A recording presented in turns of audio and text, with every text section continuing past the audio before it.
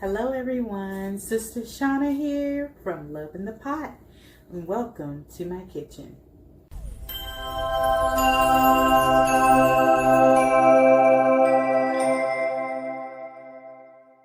Okay, so today we are doing the recipe that you all voted on, which I would like to call our challenge recipe. Every now and then I want to throw a challenge out there so you can put your culinary skills to the test and see how well you can do. What you've learned, I'd like you to use, okay? So if you would have watched my How to Make Garden Salsa video, you would have picked up a lot of great cutting tips, as well as how to make the Mediterranean grain bowls. You would have picked up tips on how to make rice and some other little things here and there. So here we are, and you all voted for the veggie loaded fried rice. So I'm here today and ready to make these things. I have a cabbage. As you may know, I grow quite a bit of things in my gardens. I have some garden grown scallions, a garden grown bell pepper and chili, and a little bit of Swiss chard and bok choy. I went ahead and harvested a little bit of that before the bugs ate it all. I also have a butternut squash. I had to pick him early because of those bad old army worms. So I've already done a little bit of work on that, as I've washed all the veggies. I've already cleaned my onion. I have all of my tools out and ready, and I peeled the butternut squash. One main component you should remember when making fried rice, here is the key. You should start with cold or day-old rice. I purposely made the rice for today's recipe ahead of time, and I chilled it in an even layer on a large pan. I moved it around from time to time so that it would cool down faster. And once it became room temperature, I wrapped the pan up and I put it in the freezer to chill. It's not frozen, but it's cold. That way I can work with it sooner than later. All right, just a tip to help you speed up the cooling process. So today, we'll begin with our chopping, okay? Now, when I peeled the butternut squash, I cut it in half, and I did just like the watermelon or the pineapple and curved down to remove the outer rind. Did the same thing with the bulb end, and then I just took a spoon and scraped the seeds out. So it's cute and small because it's a baby. It wasn't quite ready from the garden. I had to harvest early. So with veggie loaded fried rice, you can pretty much put in it whatever you'd like. I am using the ingredients I have, and I'm going to manipulate them to my benefit.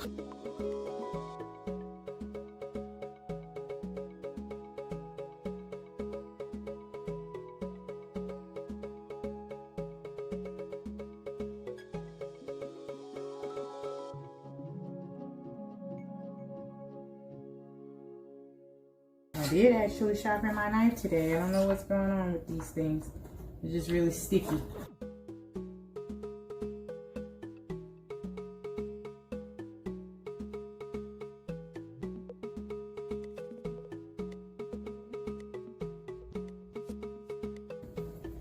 And it's very nutritious. All right, now we'll go with our pretty green bell pepper. Take off the top, take off the bottom. Now make your incision and cut around the loop.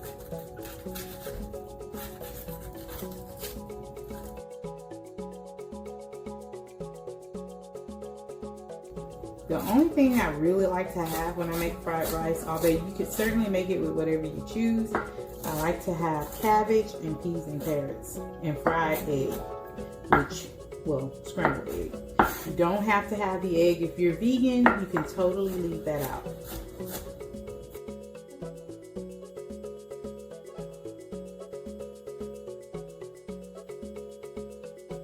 We'll go for our onion.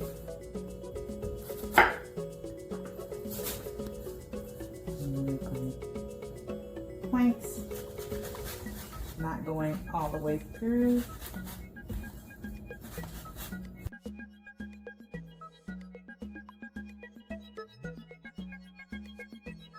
When you're wiping on the blade, remember this is a sharp object. Wipe away from the sharp edge. So downward.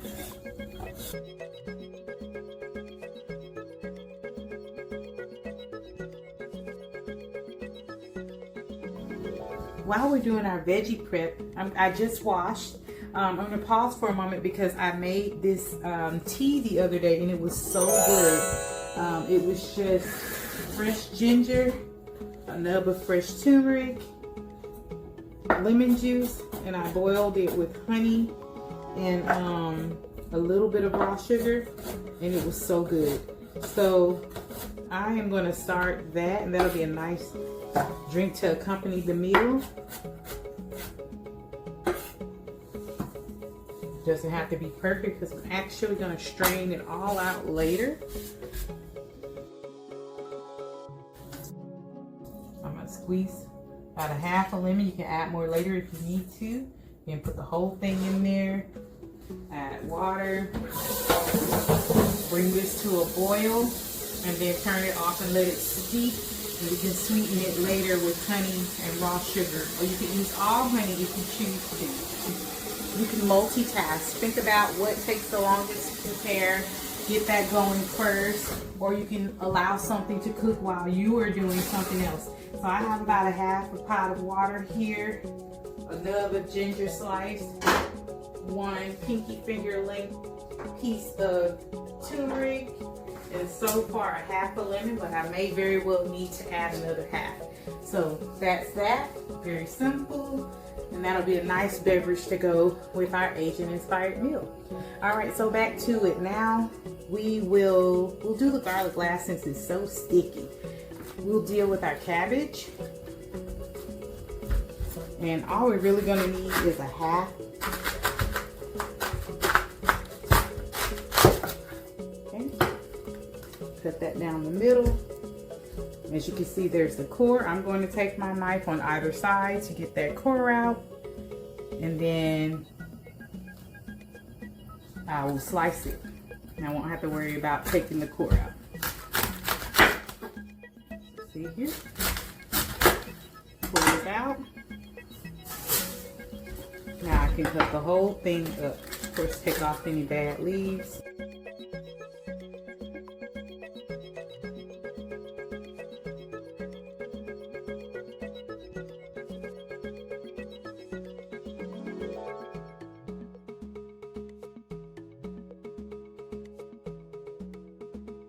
I'm actually gonna rinse this really well, and then I'm gonna spin it dry with the salad spinner.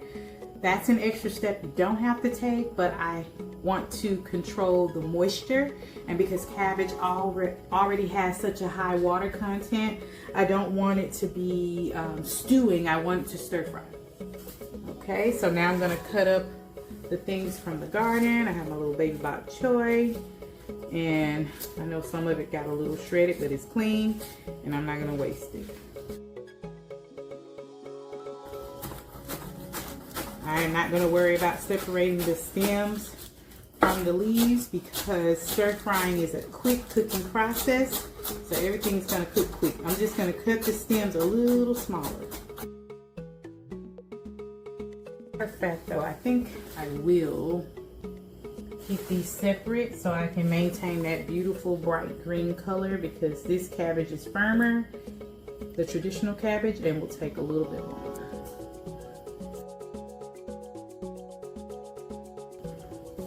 And I want to keep those vibrant colors.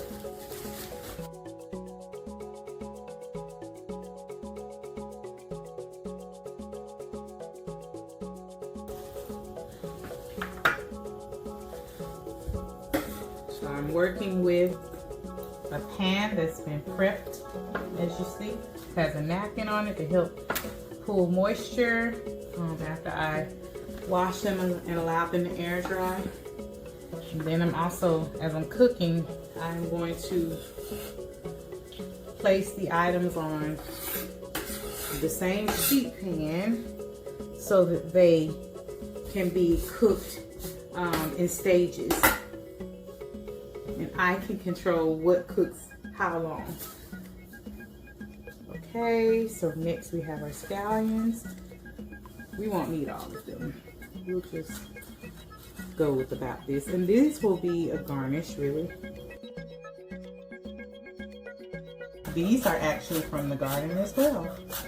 They were store-bought green onion or scallions, and I just potted them and I feed them like every couple of weeks, and they continuously grow as I cut them down. Just don't pull up the root.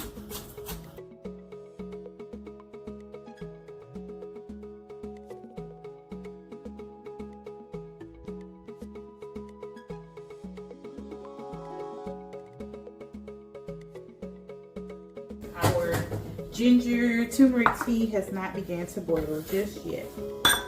So by the time we get ready to start cooking, it should be ready to turn off and come out of the way.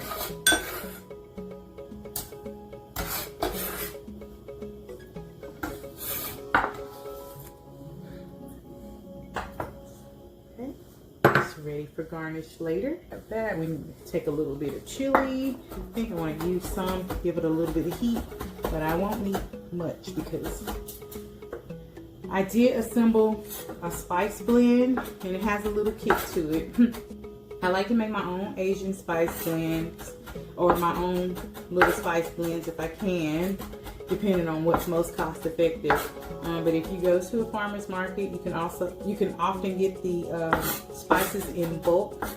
So for our Asian spice blend, I used about 2 tablespoons of granulated garlic, about 1 tablespoon of onion powder, about a teaspoon of cumin, white pepper, and about a 1/4 teaspoon of sesame seeds, and coriander and salt to taste. Stir it all around, taste it. If you want to mellow out the heat, add a little pinch of sugar, like a 1/4 teaspoon, and adjust it to your liking. And I have some black sesame seeds that I can garnish with. So, put that down to a nice paste so it's not so overwhelming.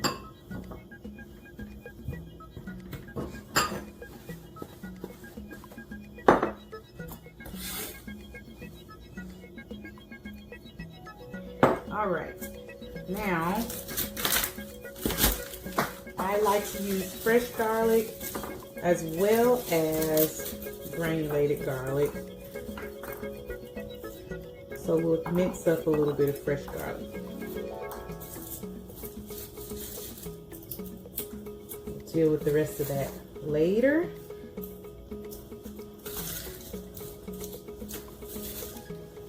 As of now, about 5 or 6 will do, whatever your preference is. I like a lot of garlic, so that's what I'm going for.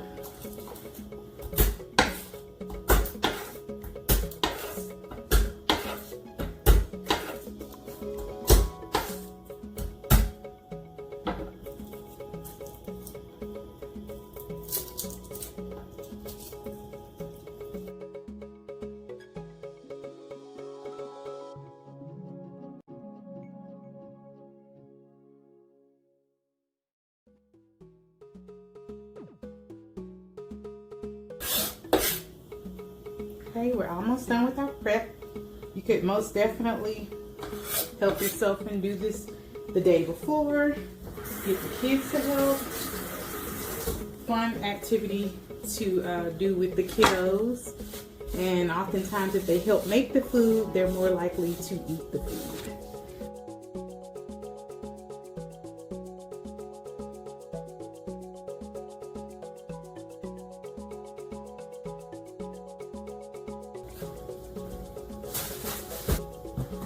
To juice a lime. You don't have to use lime. You can use the rice wine vinegar, but I need to use these limes up soon. So I'm gonna use a little lime juice as well as maybe a little rice wine vinegar. I just like the natural flavor of the lime. This little juicer was like $1. And now what we're making is our little soy sauce that we'll use to add to our fried rice towards the end. And any extra is nice for dipping sauce as well. So we will do that. It's pretty much equal parts water to soy. And we will thicken it with cornstarch. Of course, taste and adjust. Add some sesame oil. I love toasted sesame oil. I usually go heavy on it because I like a little splash of rice wine vinegar. I'm sorry, yes, rice wine vinegar. Maybe about a teaspoon or so of cornstarch. Dissolve that in there. When you use cornstarch, you always want to make sure that it's dissolved before you add it into something so that it doesn't clump. So I have my cute little baby whisk. And I'm going to add some fresh garlic, a little touch of that chili. And when we get over there, I will add a little sugar as well as a pinch of our Asian seasoning that I made earlier. So splash that mine, and then we'll taste.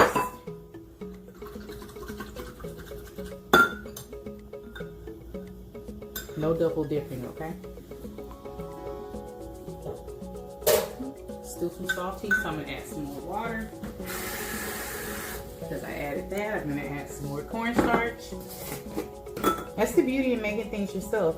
You can taste, you can adjust, you can exclude things that you don't like or that don't suit your dietary needs. You can make it exactly how you want it. Okay? So, we'll finish our sauce when we go over there. We have most of our prep done. Final step is I'm going to crack, season, and beat these eggs.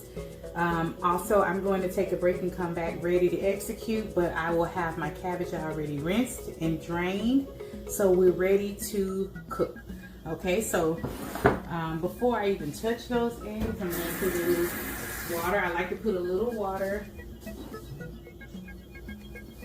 in my scramble because it just helps it to steam and make nice fluffy eggs.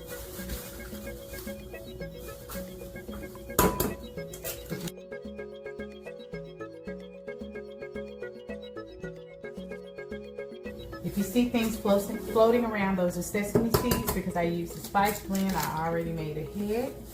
I'm just going to crack these and have them ready to go. And the next time you see me, we'll be cooking.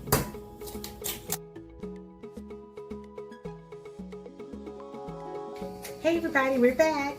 So we've done all our prep. Now we're ready to execute. So one of the most important things about making fried rice or Asian food in general is to have your prep done, have your mise en place ready to go, thus having your prep done and being ready to go. You could certainly do this in the sense of batch cooking. If you needed to make a lot more, do the sufficient quantity for the size of your pan, and then you could repeat. However, you can also do it kind of deconstructed, which is what I'm going to do because I'm going to make a huge batch so we can have fried rice for the next couple of days. So as you see, I have a big pan of rice that's already prepared. I added quinoa to it for added protein, as well as my husband really likes it, and it boosts the nutrient content, so that's there. My ratio was 5 cups of rice to 1 cup of quinoa. And of course, if you remember our 1-2-3 ratio, that means if I have a total of 6 grains, you'll need about 12 cups of liquid, but scale it down by a cup or so because you can always add a little extra moisture at the end as opposed to having wet, mushy grains. As we get started, I'm going to work with the wok because I have it, but if you don't, you can certainly use a large skillet. The key to stir frying is a hot pan and quick cooking. So I have a rubber spatula, something that's not going to tear my pans up too badly. And I'm gonna start with my egg. While the pan's nice and clean. And I'm also gonna think about where it's gonna go when I take it out. Eggs are seasoned already with a splash of water. My waffle's hot. I'm gonna add a little oil. It's best to use a neutral oil, but I have so much flavor going on here. The olive oil won't be a problem. You can opt out of the egg. It's optional. My family likes it, so I'm using it.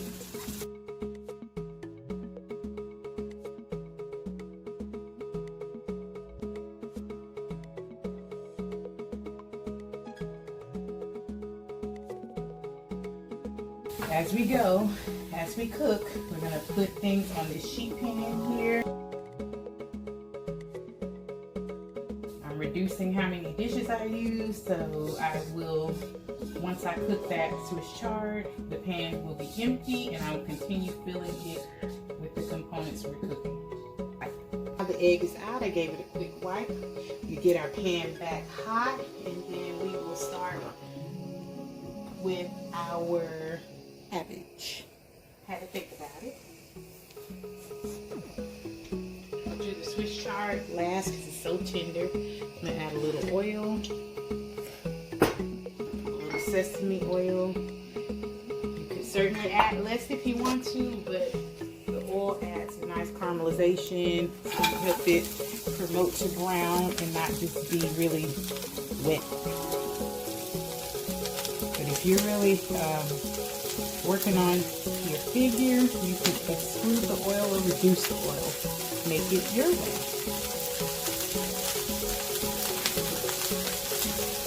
I'm going to add some of my spice mix that I mentioned earlier. We are seasoning as we go and moving slowly. One thing to remember is that all of this is going to cook again with the rice. You can control your ingredients, how much browning they get, how long they cook, and so on.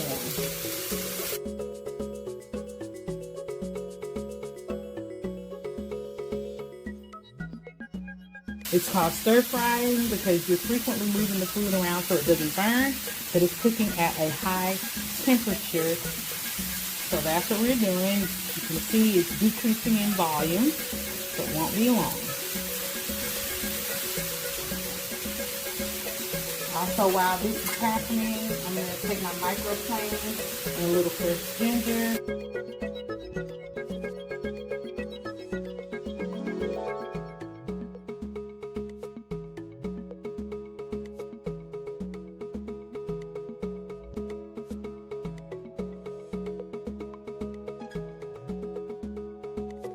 We are going to add this to the sheet pan with the veggies that are cooked. Okay, so next we'll go with the butternut squash. I'm going to turn it down a touch because it's going to take a little longer to cook.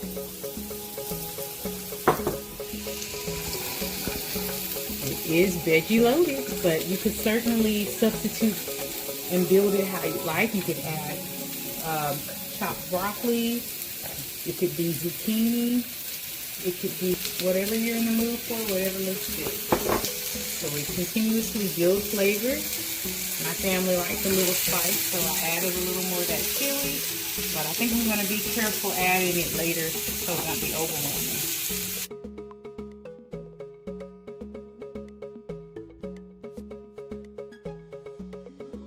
Instead of taking it out, I'm going to leave this in the pan and continue with some of our onions and our peppers. No, we'll save some for breakfast.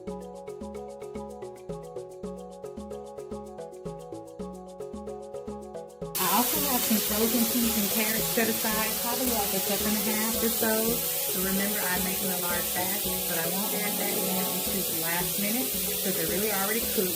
They were cooked and thawed, and cooked, cooled, and frozen. for our convenience. So I will add that in as I'm frying the rice so that they do not lose their color and do not become completely mushy.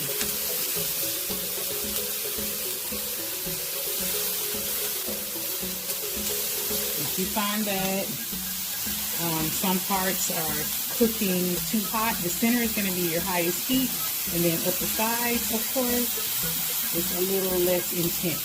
So if you forgot to add the garlic, you can throw it in here in the center, give it a quick stir fry, and add everything back in. So I'm going to taste it to see how tender it is. I can kind of tell that it's starting to get translucent.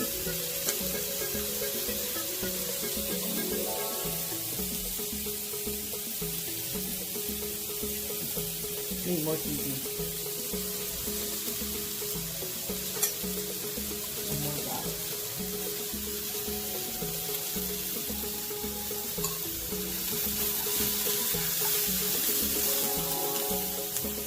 When you make your spice blend, go low on the sodium or on the salt because it's going to get that soy sauce glaze at the end.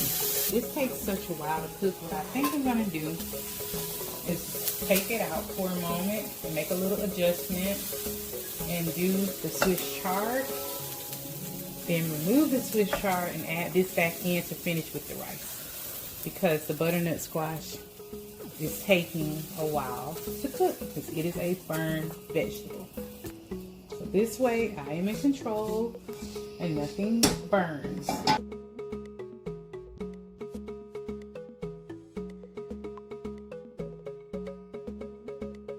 Then flavor as you go. Add a little more garlic. Add a bit of ginger.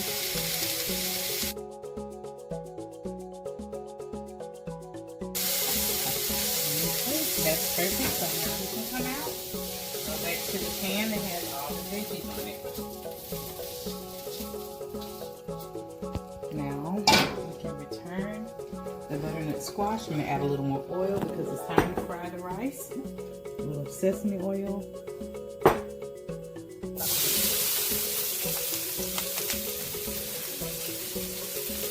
It both get hot, so be careful if you do what I did. However, since you saw my mistake, you don't have to make that mistake.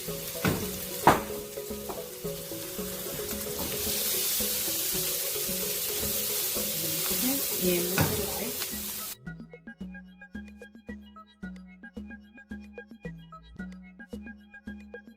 The reason I'm going to add even more is because I want to have room to add our veggies.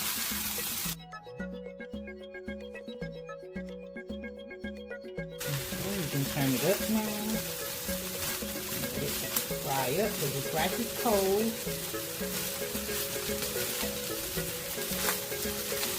And when I cooked the rice, I added ginger, garlic, a little pinch of soy, and white pepper.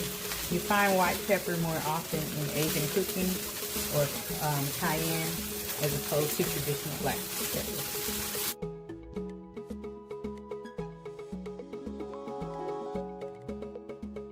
Taste it, see if it's getting heated throughout. Let's taste for the seasoning. Process may take you anywhere from 2 to 5 minutes. Just keep moving it around so it doesn't burn at the bottom. I am going to start adding some of my sauce. Stir it well because the cornstarch settles at the bottom. And once you're done, you can thicken the rest in the microwave. Activate the cornstarch, and it'll be a nice little dipping sauce. So your egg rolls, if you have any, going to add on for those who like lots of sauce. Go easy because you know that's more sodium. Okay, so just work that in. And now we can start adding our veggies. I'll do another batch off camera to finish. Okay, mix it all in. I didn't add all of mine because I have a little bit more rice. I'm going to fry it off camera and get everything in there.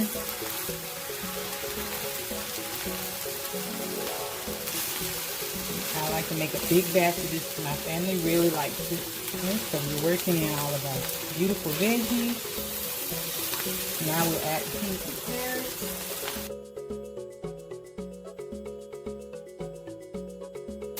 And really, once you add those peas and carrots, it really only needs a few minutes, maybe 1 to 2 tops. If they were still frozen, you could certainly cook them a little longer, but mine were thawed. Or you could have gave them a quick saute with the Swiss chard and bok choy. Veggie loaded fried rice done. We'll plate it up and get ready to serve. Okay, we're back. Have my fried rice. I'm ready to plate. This is healthier than your traditional fried rice. We do have the extra sauce that you can finish it with if you choose. A veggie spring roll would really complement this well.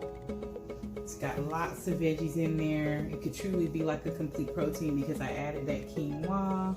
This is a good example of getting creative with your food because we made it healthy. And it has all clean and wholesome ingredients. A little scallion. And for fun, some black sesame seed, although they blend right in with the quinoa. A pair of chopsticks for fun. And there you have it. Veggie loaded fried rice. I hope you enjoy. Please give this challenge a try. Test your cutting skills. Test your ability to do quick sauteing.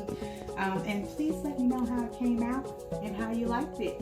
And let me know what you'd like to see next. Thank you for joining me here at Love in the Pot.